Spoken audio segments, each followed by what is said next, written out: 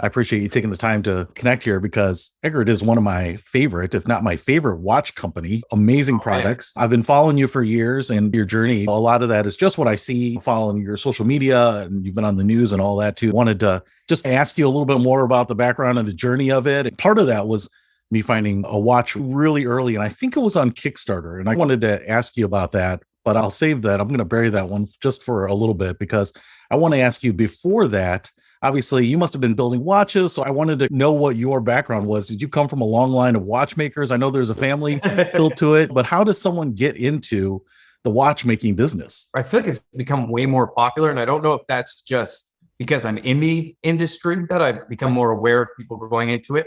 But when I got into it, it was like a fringe thing to do to make watches. And since then, there's all these brands that have popped up all over Instagram and eBay and all these, I get called like mushroom brands, what you would call them. Like there's a lot of brands that just come out and they just take a case and they put a movement in it. When I got into it, that didn't exist really as a market because it was like 2010, 2008 is probably when I started conceptualizing all this. And it wasn't just as popular a thing back then. I had a design background. My design background was graphic design. Then I went into previous. I did a lot of stuff for architects. I did stuff for the military. I did a lot of stuff for movie studios. At the time where I started my company, it was called MPC, Moving Picture Company. It's like Planet of the Apes, Percy Jackson movies, and all those films come out of MPC. So I was a previous artist for MPC. They had incredible technology back then, like way ahead of its time in terms of 3D printing and the 3D software we used. And I was always in the studio. So I was able to just conceptualize watches because I was so passionate about it on my free time. I had the software. I was just sitting there. Then you could go 3D print out the case and be like, oh, that's cool. So I didn't have a watch background. I had a design background. And I guess you could say CG, 3D animation and modeling background. And were you into watches at this time? Well, were you collecting your own watches? So I was into antique. Like my real passion was like, I like old Hoyers, old Rolexes, anything old. I even collect old, as you can see, old military rifles, and there's some training rifles there too, but there's like a SKS over there and a Carcano rifle from the Italian military, an old one. I just like old cool stuff, old cameras, and especially old watch movements have always been interesting to me. And so I was very passionate about that. And I also got into watches as a express myself. I didn't really wear any jewelry. I didn't have anything like that. I thought, oh, it would be cool to have something I could put on my wrist that would be a fashion accessory or be able to express myself with it. It turned into something more than that when I wanted to get one for my dad. And that's what spawned the whole company, because you've seen the videos. My dad's very important to me and he's helped me through a lot of stuff in life. So that was a way to, I guess you could say, be a tribute to that or honor that. The company stemmed from that more than just a pure love of watches. It was a combination of the two. It was a way to say thank you to my dad and also combine something I love that he could take anywhere. That's what I love about watches. You get out of a nice car when you go into a restaurant, but you don't take off your watch. You know what I mean? Oh yeah, totally. And it's like you said, there's just a limited number of ways that I think guys in general can express themselves. We can wear clothes, but I like dressing casual, but I don't wear jewelry, and a watch was just a really nice way to match my outfit or show my mood or be able to adapt to either a nice event, a formal event, or a casual event. It's never really been as utilitarian for me as it has been for some people. I'm not a train conductor trying to make sure I get into the rail station on time. For me, it was just something where I really liked it, and it was small, and it was a way to express yourself. So I'm totally with you on that. And I love the old movements too. In fact, when I moved to Illinois, finding that there were some companies here from the old days like Elgin watches and stuff like that, where you could still buy some of these movements because people had them and people were repurposing them in new cases with all kind of the modern amenities of better crystals and better cases and all that. Yeah, I totally got into that too, because it was nice to be able to have some of that heritage. And amazing that some of these old watches were made with movements that were really amazing. So I'm curious too, how did you decide to start a company and to develop a watch? Because to certainly want to give your father a watch, there are easier ways to do it. And I'm not even sure how you start a company like that, but obviously there's manufacturing, there's design, there's sourcing of all your materials. And then I want to get into the design too, but how did that transition happen from wanting a watch for your father to actually having this company now under your belt? So a lot of mistakes. Okay. I guess you could say a lot of wasted time. But I think what happened was I went first looking to buy him a watch, and I wanted something really specific. I wanted something that had like depth to the dial. and layers. And if you look at a lot of my designs, they do have that. They have like multi-layered designs, or especially the older ones. If you look at the Hunter, the Adoro, the original shading, and the new shade, they have like actual thickness to the dial. And the original Renegade. I'm wearing a prototype now. That is, the case is the old Renegade case. I love this prototype. I've been thinking about making it lately, so I'm just wearing it. But so I wanted something that was really specific. I went out, and any design that was even close to what I wanted was absurdly expensive. Keep in mind, again, back in 2008, this mass Instagram branding for watch companies didn't exist yet, where there was all these brands that just came in out of nowhere. It was still an exclusive thing to be a watch brand. So I had designed something just for fun, prototyped the cases out, done all that work, and just as like an idea, if I was going to make a watch, this is what it would look like. And it was the original shade, which I right have here. I can go grab it, but it looks just like the Shade V2, pretty much, just a little thicker. And so I designed it. I put it on forums. I got feedback.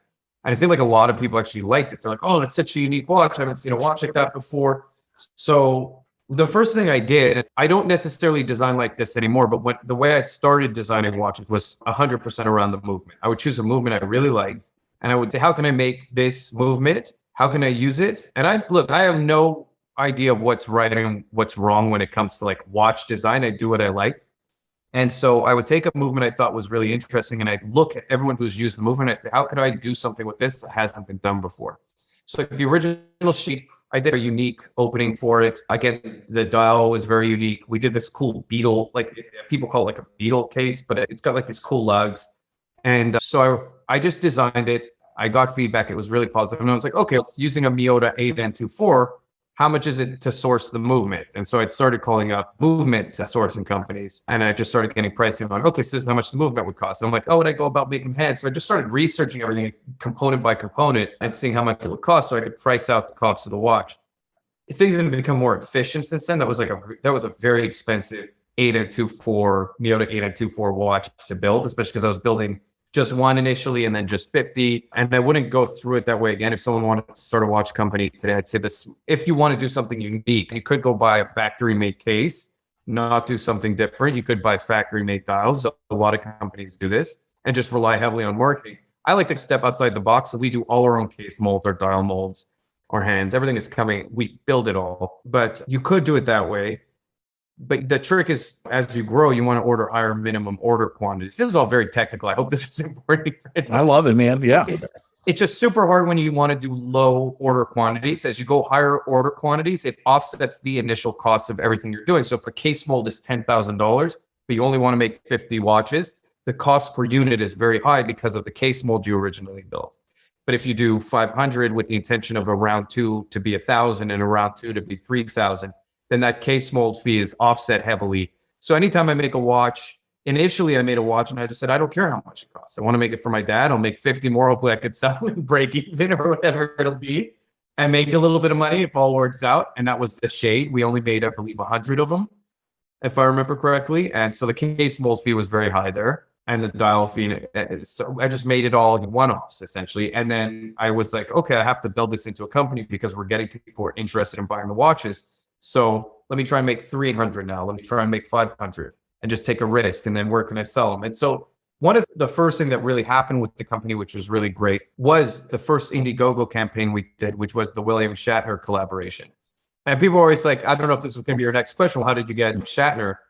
And that's the one that got my attention. I've been a Trekkie my whole life. And you get this American icon, William Shatner, who could probably work with any watch company in the world that he wants to. And then I saw you were going to have this limited edition. The dial, the case, everything about this was really unique. It was something I hadn't seen. I called it the alien head case because the crystal was cut in a really interesting fashion. The watch was curved. It had these compound curves to it. And then William Shatner had this story, the Passages watch and the passing of time. And I just thought it was really poignant, and it was about him, but it also alluded to his time on Star Trek and things beyond the universe. And so I just was really taken with it. I thought the price point was very affordable for something that was as unique and tied to Bill Shatner. And so I'm curious, how did this connection happen? Was that the watch that put you on the map then? Because that was a really beautiful watch. And I remember you had a video where he saw, I think, the prototype, and he said, holy cats, or something like that. And it was just one of those things where I was like, wow, that's awesome. And so I knew that from, at least from my viewpoint, that was going to be a success and people were going to want that. Well, I was really nervous about that because I let him down and he really was all in on that watch. He is an icon. He's incredible. And since then, he's done incredible things. And full disclosure, we may or may not be in talks and designing something else right now with him. I'm going to space. Sure. Coming out super cool. But he's a really cool guy, I have to be honest, especially with giving us a chance. And he's that kind of dude. He'll just put his faith into people. So the way it came about is I had a buddy wearing the watch. His name's Casper Van Dien. He's from Starship Troopers and all stuff. And I was friends with Casper. And I have a background in acting. I've done a lot of TV shows. People always say, like, how do you get people to... Starship Troopers is still one of my favorite movies. Man, and Casper is such a good guy too. Casper is just an awesome guy. I can't say good enough things about him. So I have to be honest, there's a certain degree of things just working out serendipitously where Casper was wearing it, posted about it. Somehow William Shatner saw it, was like, oh, that's a cool watch. And Casper was like, hey, William Shatner commented on this. Should we try to see what we could do? I was like, hell yeah, we're going for it. And then my philosophy changed after that experience. And this was a big lesson for me because I've done other celebrity watches. I've done a lot of people to wear the watch. And people are like, how do you get it? Because like, you're in Hollywood. I go, no, it has nothing to do with me knowing anyone. I will just literally email and call everyone. I will email and I'll go on IMDb Pro, costs $10 a month or whatever it is. I will get everyone's manager's information and I will pitch.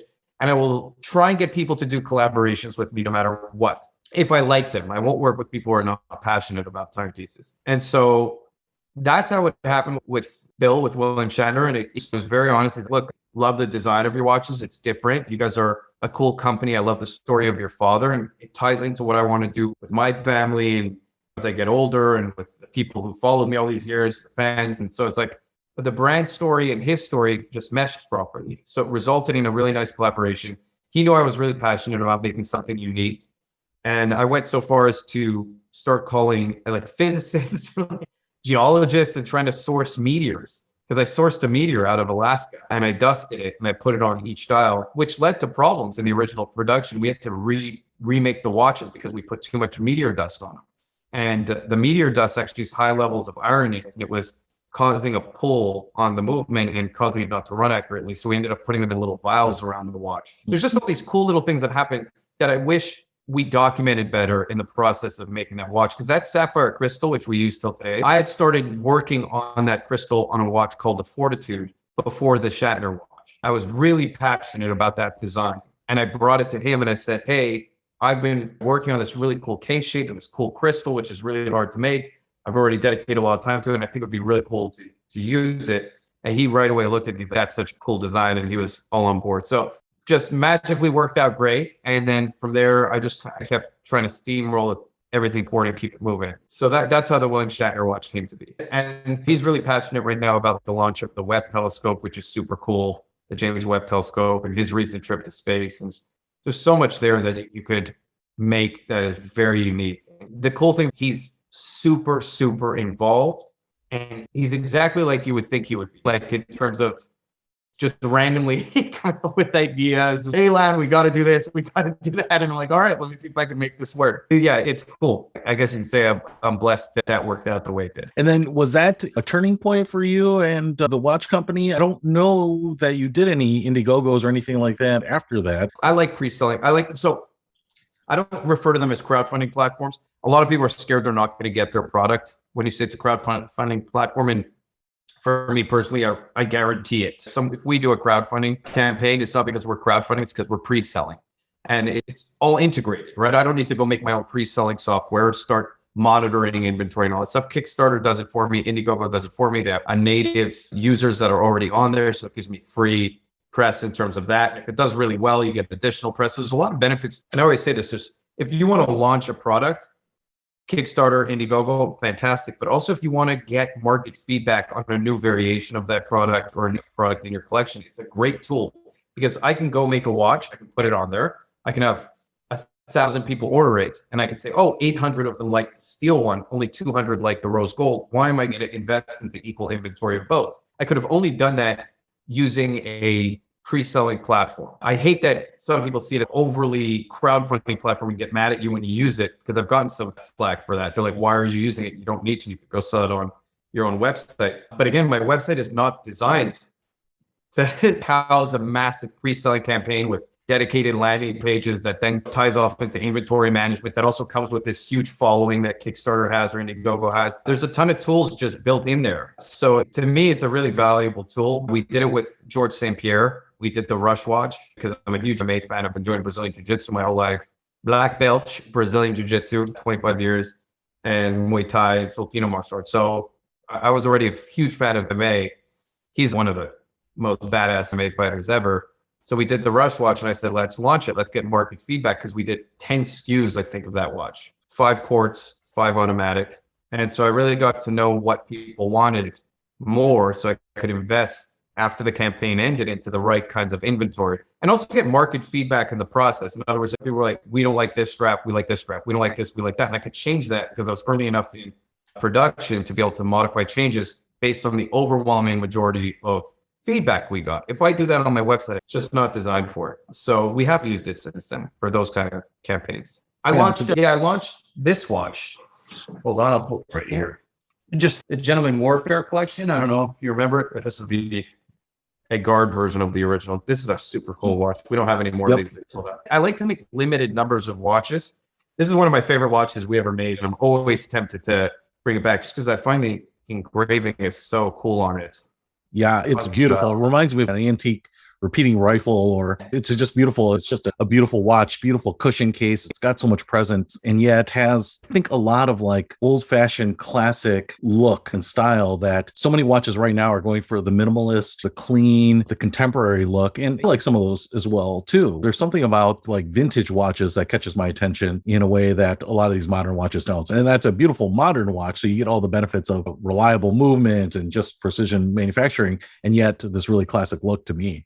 I love it. Yeah, thank you so much. Yeah, I think it's a cool watch. We don't have it anymore. I have one. Cool. But yeah, that's another question I have for you here. Obviously, you took the hard route, and I get that you wanted to create something really unique and special. But from sourcing automatic movements, designing your own cases, custom crystals, you could have bought off-the-shelf stuff, created a very nice watch. But why go so hard on the complexity of the watch? An automatic movement is going to be more expensive than a quartz movement. And it's going to be maybe more delicate for some people. A lot of consumers don't necessarily understand the difference between movements, but you didn't shortcut anything. You went whole hog into the luxury watch space and I think kept a really affordable price point. So just beautiful watches, lots of design, a lot of complexity to them, and yet kept them in a lot of cases sub $1,000. So I'm just curious, how is that from a business perspective? Can you make money, or is this just like a service to the watch collecting world? So one of the things that the reason I make unique watches is, number one, I design watches I want to wear. So anytime I'm designing a watch, I'm just pretty much selfishly designing for myself or for my dad. So we do have some classic looking watches, like the one class auto, which is using an NH35 movement. It's a clean dial. I like offering that just because I want people who come to the website, if they do want something traditional, to have an option. But my passion is in making funky, cool watches, even if people hate to say it, but I don't care. Because I'm making it partially for myself and for my family, and then hoping that people out there resonate with it. I always think if something's going to resonate with me, I feel like it's narcissism to believe you'd be the only person in the world who it's good enough for would like something. Or it's the opposite of narcissism. It's like a self-hatred because you think no one's going to match with you. I believe people are more alike than we give each other credit for. And a lot of people will like, I believe, the same things I like, and I'll like a lot of the same things that other people like. So I'm designing from a place of passion, and only hoping that there's people out there that will resonate with the same passion I have, and they'll connect with it, and they'll want to buy the design, or they love the story, or whatever that may be. The reason I'm really into unique watches is because my dad has a real passion for us making unique pieces. And he always tells me, but design sometimes, and I'm like, what's wrong with it? And he goes, it's just another Me Too watch. Like, it's a watch that looks, and I know the hashtag Me Too means something completely different. That's not what I'm referring to. He means Me Too in the sense of, oh, I've got one too that looks just like that. He doesn't want it to be a watch that looks like every other watch on the market. So anytime I show him a design, he is more drawn to the ones that are unique and different. He's, oh, that's different. That's something that stands out. And if I do something that's not, it just feels like another Me Too watch. So I'm always trying to make something that really stands out, because I feel like that's also what he's super into. Yeah, I guess a lot of the time that's the motivating factor. I use a lot of automatic movements, all stuff. The truth is our production costs are higher. There's a dangerous point in learning about watches where you think you know everything about production costs, but you haven't built a watch and you haven't gone out and done it. And so you say, oh, that watch has a Miyota 90S5 movement. It's using a sapphire crystal. I could assume that the cost of materials is exactly this, and you're charging $100 more. I can go get a watch with a Miyota 90S5 movement for $100 less than where I'm like, but does it have the same case? Does it have the same numbering? Does it have the same shaped crystal? Does it have the same finishing? There's so many things that end up costing us more money along the way that a lot of people don't realize. And I'm saying this as for all watch companies, because I've seen people rag on certain watch companies. I'm like, I can tell you firsthand that company's spending a lot of money that you don't see into building their watches. And everyone's just assuming that there's no costs, that it's just based on the movement cost. It's not just based on the movement cost, it's a part of it. You're right. If someone comes to me and says, here's a watch with, I just saw a watch ad, the guy's selling a $3,000 watch with an NH35 movement, Seiko NH35 movement. At that point, I can say, okay, why didn't you just put in even a Sellita SW220? Like, just upgrade it even to that and make it Swiss made as opposed to using a NH35, just so people don't really have anything to say at that point. It's like a $50 cost and your $2,700 movement difference is worth it. But when you're looking at the sub $500 price point, yeah, we have like those crystals that we make, those curved sapphire crystals are very expensive. They're a headache to make. The engravings we do, so people will see an engraved watch, they just assume it's stamped. It's not. We use actual 3D lasers, and we do work by hand, and we do hand staining. These are things that end up costing a lot of money long term, and also produce a lot of scrap.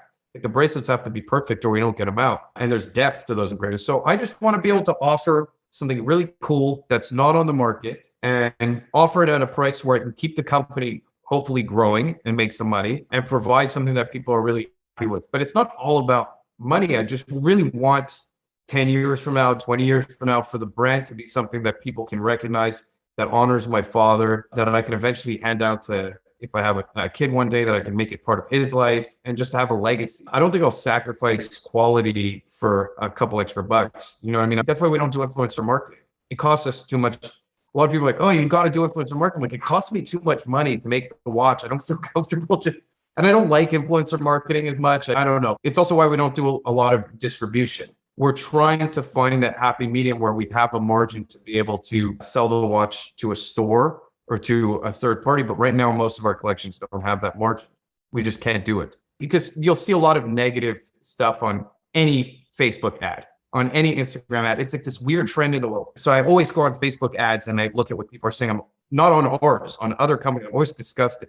But I feel like this weird need to stick up for companies. But when it happens on our ads, I'm always like, man, these people don't understand what they're talking about in terms of the cost of production and the cost of what we sell and the margins we need to be able to keep running the company. So it is what it is. But like I said, we're lucky we do mostly direct to consumer sales. I purposely built the company that way.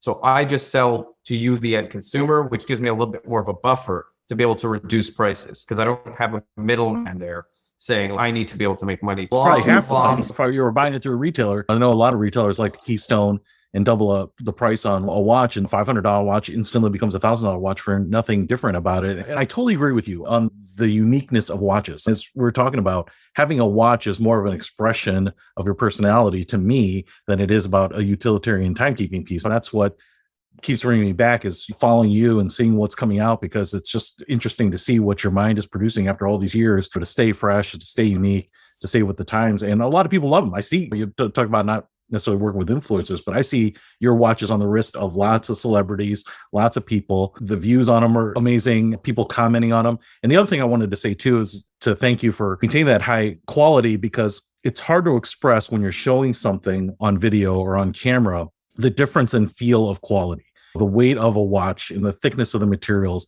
And some people don't understand the difference between the different types of stainless steel or aluminums or steel and plating versus polishing. Like you said, it's hard to show that in long-term wear, but every that I've ever had, it's just been so amazing to hold the feel of it and the finishes on it. No machining marks, none of that. It just has such a high level of quality to every piece. It's hard to say that, especially when you have watch A and watch B right next to each other, and the spec sheets look very similar. But when you look at it, I think a lot of these micro brands, these overnight brands, but they're very light, they're very flimsy, and it's hard to show that without abusing them or something. But even crystal types and the thickness and the curvature and the anti-reflective coating, all these little tiny things that go into watches that are really hard to see without having the watch and experiencing the watch. And so I appreciate you just doing all that stuff and learning along the way. I want to ask you about the Meteorite thing, because I don't know if the Passages was the only one with Meteorite, but first of all, Meteorite is really expensive. It's highly magnetic. It's very hard. I'm not sure how you machine it or rip it apart or grind it up to put it in the watches. But can you tell me a little bit about your experience in using very non-traditional materials in the watches? Because I think you are one of the few people that has really made some just remarkable dials, put some stuff in there that's never been done on other watches that I know of. The Meteor thing was, I had no idea how that was going to work out. It just popped up as an idea while we were talking about the design of the watch. And Bill was like, okay, let's try it. So I was like, okay, now that I've agreed to this, how do I go about actually living up to the expectation? It's one thing to say I'll do it. It's another thing to actually do it. So I started just calling them geologists everywhere. The only one I could find who was willing to work with us and provide it at an affordable enough price, because we didn't need a lot for a watch. We knew we were making a limited edition of a certain amount. So initially we put more, like I said, per dial, and that resulted in, like you're saying, it's highly magnetic. It screwed up the movement. So we pulled back, we put them in those little and glued them to the dial. But it was just a learning process. I think it's really cool. So I have a friend, very close friend, Don Basha. He was involved in that campaign. He helped guide me early on. He was the CEO of a company called Milus Watches. They did a really cool tri-retrograde movement. It was very unique. It did all this funky stuff. I think that's what they called the movement. I don't remember what they called it, but it was just a funky, cool looking movement. It was a really expensive watch. He ended up being connected to me through a family friend who was like, oh, you're doing watches? This guy did this watch. So we started talking, and he's, oh, I love your designs. So we ended up just working together on that campaign. And he always said, one of the coolest things about a watch, just because I did the Meteor thing, I ended up having this conversation with Bill, and he was like, oh man, that's so cool. It changes the DNA of the watch. And I was like, DNA? And I was like, that's such a cool term, but it really is DNA. There's Romain Jerome, I believe, is one of the other brands. We got a piece of the Titanic. We got a piece of the moon, and they'll put it in. I don't know if they call it DNA, but I love that word, because even right now with the watch that we're working on, like I just mentioned, which I cannot confirm or deny with William Shatner, will have DNA of something in it, because I feel like it adds another level of, I don't want to say legacy, but it adds something timeless to the piece. And so the Meteor, for me, this thing has been flying through the universe, ended up here. Now we get to have it on our wrist. It's just the coolest thing. It's so perfect for William Shatner. If there's something that ties into the story of the watch, which changes the DNA of the watch, I will definitely find a way to make it work. He does come with a lot of headaches a lot of the time, depending on what you're using. For Georges St-Pierre, we really wanted to get his original black belt that he had for martial arts. He was cool with it, and cut it into little tiny pieces and either build the strap out of it or put it inlaid on the dial. The problem is that the one black belt would not have been enough to fit the volume we wanted to do with that piece. And then I felt like it would be dishonest to go take another black belt, because this was his original first black belt. So what, you would get the first black belt and then the black belt he wore it after it wouldn't be the same. So we opted not to do that on that one, but I thought that would be a super cool thing to put on a watch. So I'm always just looking for something cool that you can add into the piece that makes it, again, more of a story. Like you said, it's not a utilitarian thing anymore. I don't wear a smartwatch. I tried wearing a smartwatch. I wore a smartwatch on one hand and a wristwatch on the other. I just got tired of the smartwatch. It was always buzzing. It was always trying to update my life, let me know what's going on, what my heart rate was. I started becoming OCD. I was like, no, I wear a watch at this point because it feels like it's almost pulling me back to older times where I wasn't connected to every single person 24 hours a day. And it's also why I like manual wind watches. I do it with automatic too, but when I wake up in the morning, I often just take a breath and I just wind the watch. And it gets me breathing and relaxing, and it gets me centered in myself. I think there's something really valuable about manual wind watches that people underestimate. It's almost meditative when you have to sit there and it's like a ritual and you wind it and you see the gears turning. I don't know. Yeah. And there's something, I don't know, that connects you to it. When you talked about skeletonizing your dials. And I think one of the things that you did really early on was do some unique things with that too. I remember like these bars that would radiate out that would hold the different levels of the dial together, but it was more than just punching through a dial. Can you explain what your thoughts were to really make not only the multi-level dial a thing, but then to put like these connectors in there. And you went above and beyond. It was really like a diorama inside a watch in some ways. Yeah, the Hunter was actually, I think, like the second or third watch I ever made. I had it here. It was so complicated to make because what happened is I didn't want to just have layers. I wanted to have actual depth, meaning like I wanted the watch, if you were to think of like a chessboard, like the chess pieces on the chessboard or above the board, I wanted it to feel like there was actually pieces coming off the watch. And so what I did is I made a mold of a bottom piece with the actual pieces that I wanted to come out. And then I put a mold over it with the actual dial with the holes, the spacing for those things to support them. And then those bars come and hold everything in place. So I was inspired by the modern day, and I don't necessarily love this watch. I found it very cool. One of my favorite watches of all time is the original Steve McQueen Monaco. But then the Monaco ended up having this limited edition, super funky design that was like this black case. It was far more complicated. It's a cool looking watch, but they used I believe on the corners, they used like something to stabilize the dial. I ended up using that as like inspiration for this kind of design. And we also used a square case, different than the Monaco, more curved.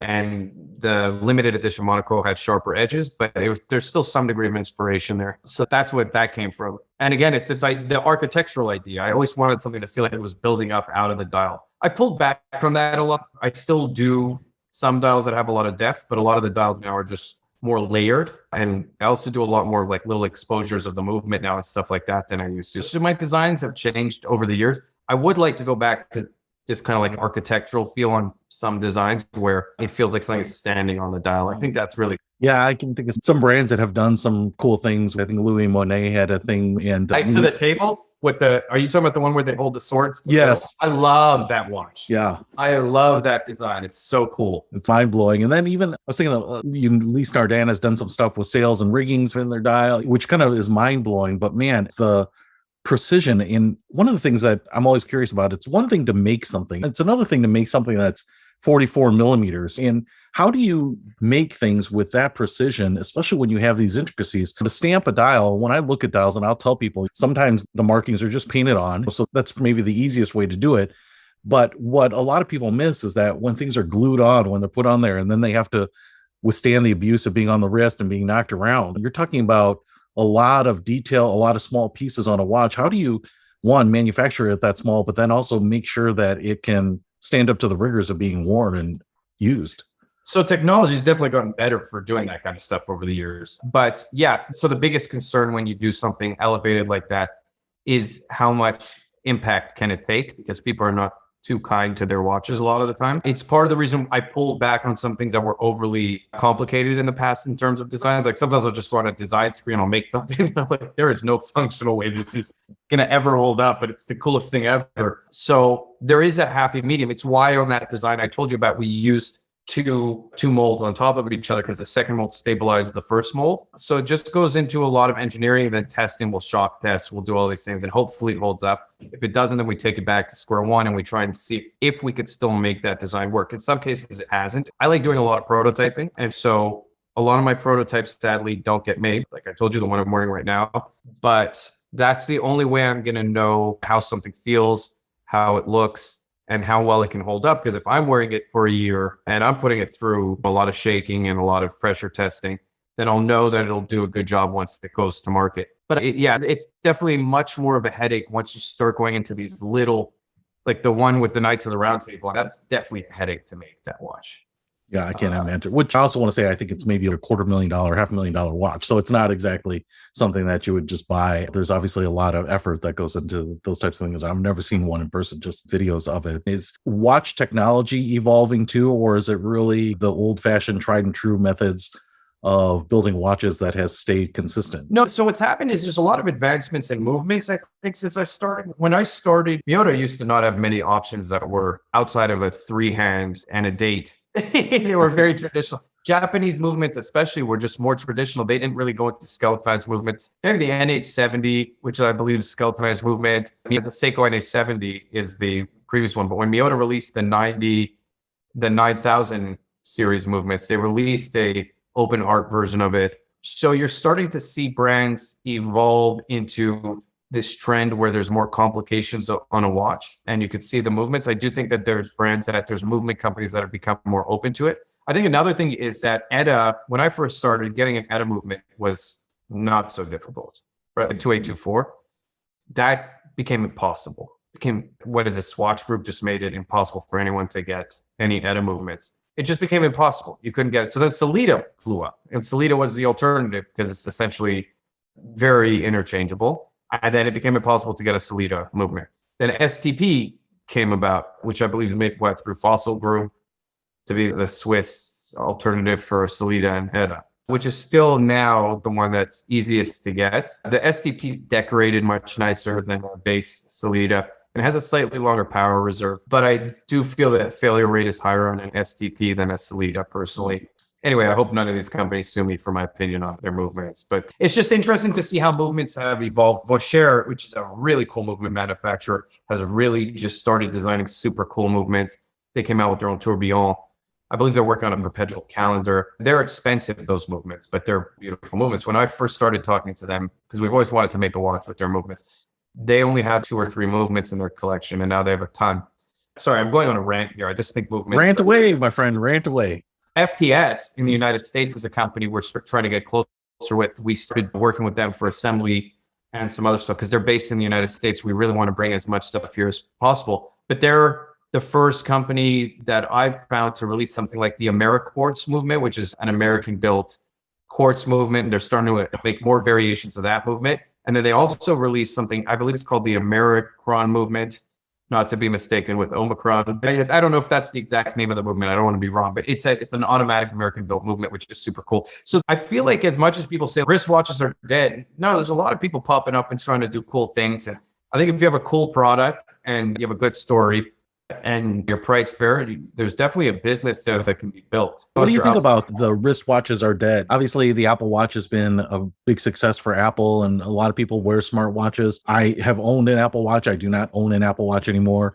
But I'm just kind of curious, what have you seen in the watch industry in terms of what's going on right now, and what do you think is going to happen to it? I think the watch industry has already started shifting. So I don't think the watch industry is dead. I think retail took a big hit even before COVID. I think that retail was slowly starting to die out because you could get such good deals on the internet, and retailers hold on to exactly the model you said, which is traditional margins. So brands wanted to 2x their money and then go to a retailer who would 2x his money. Then the distributor took his 30% fee. So by the time you made a $200 watch, by the time it hit market, it was $2,000. And that margin doesn't work as well for most people anymore, unless you're a mega brand. And even the mega brands are suffering because they didn't price control their watches. And now there's a huge gray market for tagging a store is, let's say, $6,000 is on Joma Shop for 42% off. And then you see this with every brand, and then they got to close out because they got to make their money to pay rent. It's just a failing model, unfortunately, because I'm not against traditional retail. I just think that the world changed a lot and people will always go for where they can get the best deal. So that was a big shift. I don't think that Apple Watches are a concern. I think the type of person who wears an Apple Watch is not the type of person who cares to wear a cool, automatic, unique looking wristwatch.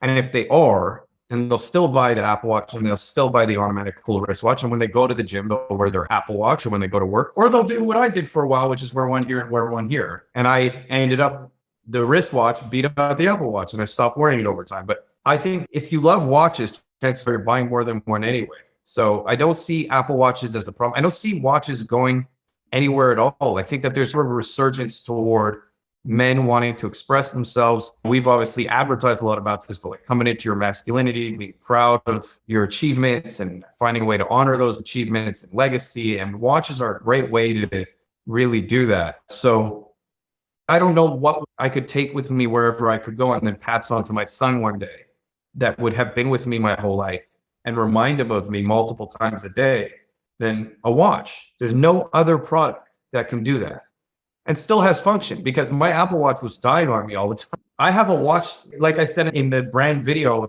I don't know if you saw the video I made about the whole brand story where I show my dad and everything, but my grandfather, when he died, I took his watch and it's from like 1908. This guy was born in Iraq, escaped Iraq. He's a Jewish man. ended up living a crazy life, and his watch survived it all, carries a part of him because he wore it all the time. And now I have it, and it still runs. It's 110 years later, and it's still running. That ain't an Apple Watch. That's a mechanical 110-year-old watch that carries a part of my legacy and my grandfather's legacy. And it's a memory because I'm talking about him right now with you, and I wouldn't be doing that if I didn't have his watch. And I hope it's the same one day for the watch, my dad's favorite watch, and then one day for my favorite watch. And I hope that goes on forever. So watches are so special. And I think people who get that just get it. And I don't think Apple Watches are ever going to step on that. Yeah. From the last question on the watch standpoint, is there anything that you really wanted to do on watches, or something that you've got planned in the years to come that you really want to accomplish yet with your watch company? Yeah, there's definitely, like I said, I really want to make a really high-end watch with a share movement. So I'd love to jump into that higher price point and make a limited edition collection. I have a fear around that. So you're talking about a 4-figure watch then, right? You're going to bust through a threshold then?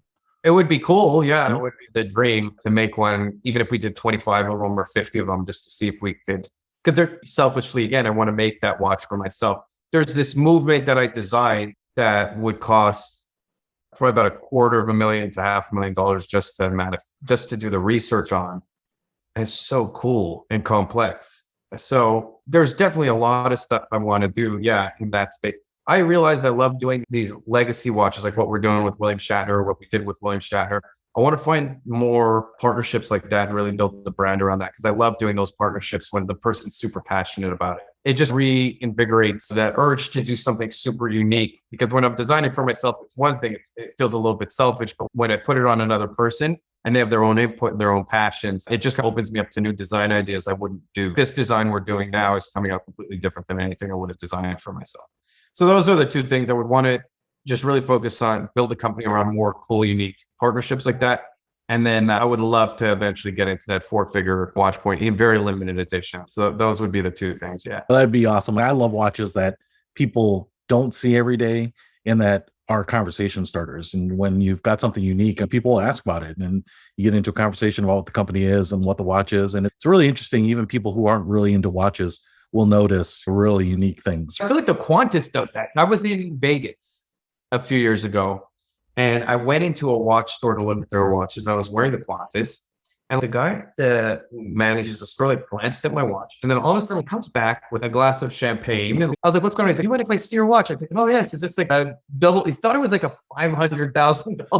I was like, "It's not a 500." I love that people mistake the watches for boutique, super expensive, which we get a lot of emails. A lot of people are like, "It's like $100,000." And like crazy comments. So I think it is cool when we get those emails and when someone's wearing a watch that gets them attention, because you wouldn't think a watch would get you stopped on the street, but it is awesome. One of the coolest things that happened recently is I went to a bakery, and so the shape has become iconic a little bit, the egg-shaped watch, teardrop, and I was wearing it, and the guy working there said, "Hey man, nice cigar." You didn't even see my watch, you just caught a glimpse of it. Like, how did you know that's an Egard watch? I know that case shape. They're the only ones who do that case shape.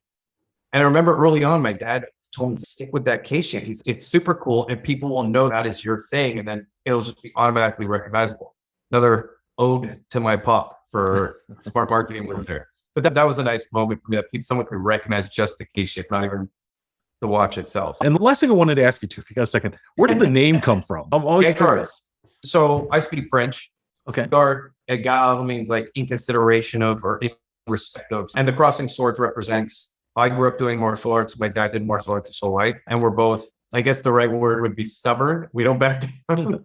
Two crossing swords. So Egard, the whole brand is built in respect to my father. So I thought that was a cool way. It's basically saying in respect of my father, in respect. But to me personally, it just means that whole thing. But it's for anyone. If you're buying the watch for your son for graduation, it's in respect of, because the actual tagline for the company is defining moments. So it's in respect of a person to define a certain moment. Like I said, I think that the watch should be something that can be carried with you your whole life, and then honor a person when they're not here anymore. Awesome. No, that makes a lot of sense.